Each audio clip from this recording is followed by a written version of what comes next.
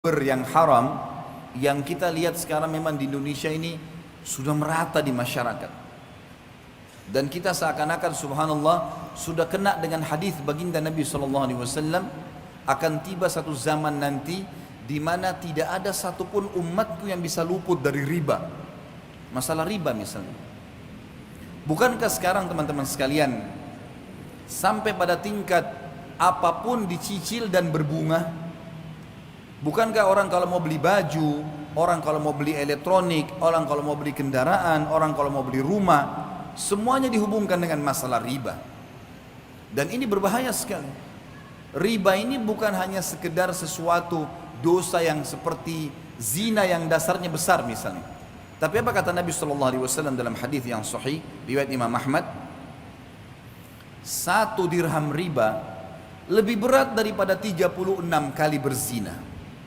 Bayangkan kalau kita berzina, naudzubillah, sekali, sudah berat hukumannya, sudah cukup Allah datangkan penyakit kelamin untuk dia sebenarnya, sudah cukup Allah akan coba dengan bangkrutnya usahanya, ribut dengan istrinya dan suaminya, anaknya jadi sakit dan beragam macam cobaan akan datang.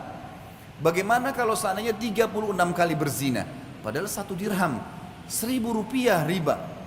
Baik teman-teman sekalian masih pakai kartu kredit sekarang, memaksakan diri untuk pakai, apa itu? Dipaksakan untuk menyicil sesuatu. 0% kok Ustaz? Baik 0%.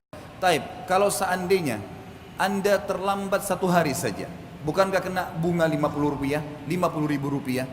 50 ribu bisa saya jangkau, gaji saya 3 juta, benar.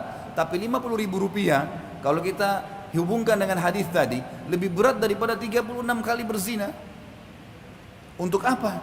Kenapa harus paksakan diri melampaui kapasitas? Kenapa kalau tetap pakai kendaraan yang lama dulu sampai dikumpulkan dana supaya kita bisa membeli yang cash? Kenapa kita tidak sabar teman-teman sekalian? Toh perangkat di tubuh kita masih aman, matanya masih sehat, telinganya masih sehat, kulitnya masih bagus, kakinya masih bagus. Kenapa harus paksakan diri? Sementara memang riba, sebagaimana tadi qari kita membaca ayat Al-Quran yang luar biasa. Allah mengatakan, ya ayyuhalladzina amanu la ta'kulur riba adha'afan mudha'afah.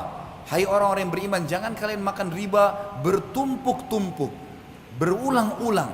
Apa makna kalimat ini? Kata sebagian ulama tafsir, yang dimaksud adalah riba itu akan selalu mengikat seseorang, tidak bisa lepas.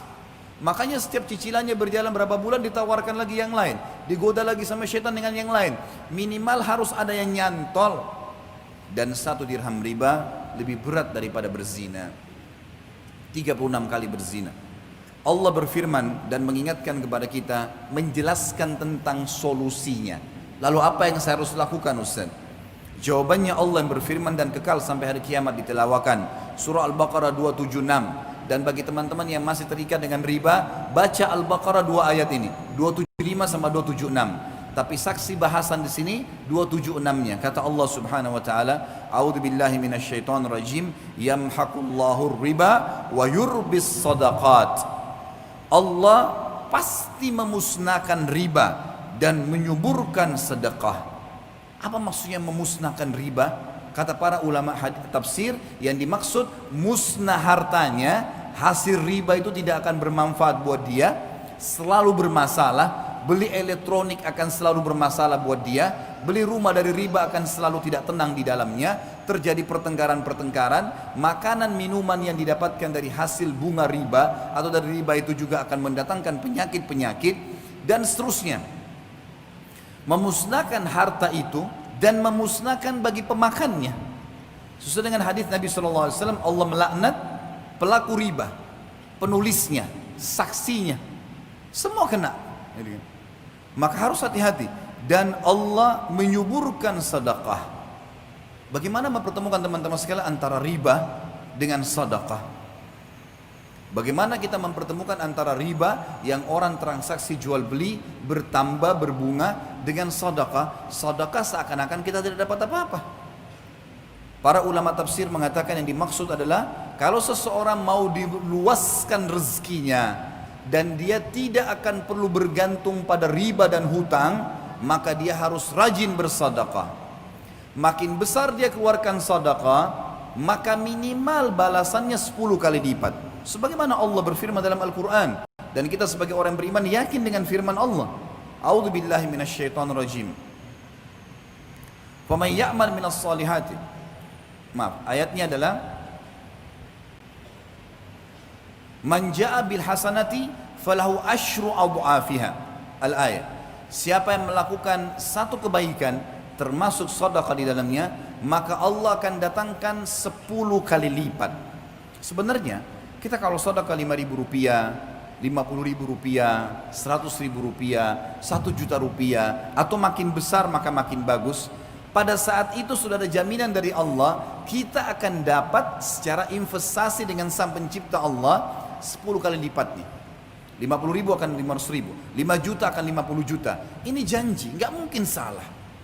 Allah nggak mungkin salah. Inna Allah la yukhliful mi'ad. Allah nggak akan pungkiri janjinya. Wa man asdaqu minallahi qila. Dan siapa yang lebih jujur daripada Allah dalam perkataan? Nggak ada yang salah. Bahkan ada hadis Bukhari, hadis qudsi, Allah berfirman, Nabi SAW mengatakan, Allah berfirman, seluruh amal ibadah anak Adam ditentukan kadar pahalanya 10 sampai 700 kali lipat. Orang yang rajin sedekah mustahil miskin dan mustahil akan membuka pintu utang, otomatis akan selamat dari riba. Karena masalahnya orang kalau riba pasti berhubungan dengan hutang. Dan ini akan berbahaya, memusnahkan hartanya, memusnahkan dirinya. Coba sekarang balik teman-teman sekalian. Saya cuma punya uang 10.000, saya juga mau makan. Berbagilah dengan orang-orang miskin di pinggir jalan sana, walaupun cuma sepertiganya. Di dalam sebuah hadis Bukhari disebutkan, ada 2 orang dari Bani Israel dulu. Dua-duanya orang saleh, beribadah, sahabat dekat. Dua-dua punya kebun bersebelahan. Lalu Nabi SAW mengatakan, pemilik kebun yang pertama, sambil menunggu hujan dari langit karena musim kemarau dan tidak ada hujan, dia melihat ada awan yang lewat di atas kebunnya. Lalu dia mendengarkan dari awan tersebut suara yang berbunyi, turunkanlah hujan di kebunnya fulan, nama temannya di sebelah. Maka dia pun mengikuti awan tersebut, dan ternyata awan itu menggumpal semuanya di atas kebun temannya. Lalu turun hujan yang lebat, sehingga temannya ini jadi subur tanamannya, lagi banyak panennya, sementara yang lain tidak dapat hujan. Kuasa Sang Pencipta Allah. Lalu dia tanya temannya, apa yang kau lakukan dengan kebunmu ini? Sampai di musim kemarau seperti ini, masih saja Allah datangkan hujan khusus untuk kebunmu, yang lain gak dikasih. Dia mengatakan, hasil kebunku ini aku bagi 3. Sepertiganya aku berikan kebutuhan keluargaku, dan ini termasuk sedekah. Sepertiganya lagi aku sedekahkan untuk orang-orang yang membutuhkan. Sepertiganya aku kembalikan sebagai modal usahaku. Jadi dari 3 penghasilan dia, 2-nya sedekah. Dikasih ke keluarganya, istri anaknya makan, dan dia juga ini sedekah, juga dikasih kepada fakir miskin sedekah, sepertiganya, gitu kan? Sepertiga dan sepertiga. Sisa sepertiga lagi, ini yang saya kembalikan ke modal. Perhatikan di sini, sedekah itu yang menunjukkan dan membuktikan datangnya rezeki.